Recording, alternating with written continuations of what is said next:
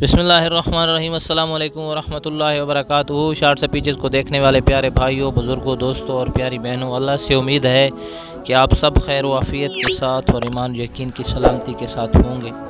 अल्लाह रब्बुल इज़्ज़त हम सब को अपने हिफ्ज़ व अमान में रखे, अपने अहकामात का पाबंद बनाए और नबी अलैहिस्सलातु वस्सलाम की सुन्नतों भरी प्यारी ज़िंदगी के मुताबिक अमल करने की तौफ़ीक़ अता फ़रमाए।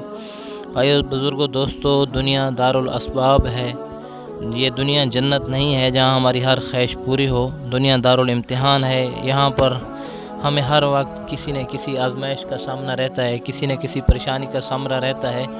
वो आजमाइश चाहे रिश्तों की सूरत में हो, तिजारती कर्ज की सूरत में हो, बीमारी की सूरत में हो, तो इनका आसान तरीका जो है वो हम दुनियावी असबाब के पीछे भागने की बजाय अल्लाह रब्बुल इज़्ज़त का कुर्ब हासिल करें, अल्लाह के सामने गिड़गिड़ाएँ, अल्लाह के सामने दुआएं करें, अल्लाह से मांगें और अल्लाह रब्बुल इज़्ज़त के प्यारे नामों से अल्लाह रब्बुल इज़्ज़त को याद करें। याद रखें कि अल्लाह रब्बुल इज़्ज़त के जितने भी नाम हैं वो सारे के सारे ही इसमें आज़म हैं। यानी अल्लाह का नाम है तो बड़ा नाम है और नाम की तासीर यकीनन हम सब नाम की तासीर से हम अंदाज़ा नहीं लगा सकते कि इसकी कितनी बरकतें हैं।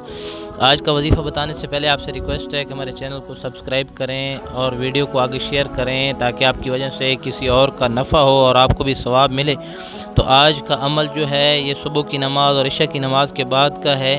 सुबह की नमाज़ के बाद 313 दफ़ा या कुद्दूस अवल आखिर दुरूद शरीफ के साथ आपने पढ़ना है और इशा की नमाज़ के बाद भी इसी तरह अवल आखिर दुरूद शरीफ के साथ या कुद्दूस का अमल करना है।